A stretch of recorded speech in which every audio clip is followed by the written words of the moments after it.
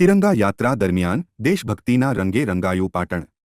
રાષ્ટ્રભક્તિના જયઘોષથી ગુંજ્યું પાટણ શહેર. પાટણ સાંસદ ભરતસિંહ ડાભીએ લીલી ઝંડી બતાવીને તિરંગા યાત્રાને કરાવ્યું પ્રસ્થાન. પાટણ શહેરમાં જિલ્લા વહીવટી તંત્ર અને શહેરની સ્વૈચ્છિક સંસ્થાઓના ઉપક્રમે તિરંગા યાત્રા યોજાઈ, જેમાં સાંસદ સભ્ય ભરતસિંહ ડાભી અન્ય મહાનુભાવોએ સાથે ઉપસ્થિત રહી તિરંગા યાત્રાને લીલી ઝંડી બતાવીને પ્રસ્થાન કરાવી. આ તિરંગા યાત્રામાં 2 ઘોડેસવાર, પોલીસ વિભાગની ખુલ્લી જીપ, પાટણની શાળાઓના વિદ્યાર્થીનીઓ, ભવાઈ કલાકારો, સ્વૈચ્છિક સંસ્થાઓ સહિત પાટણના નાગરિકો સાથે હજારોની જનમેદની પણ જોડાઈ.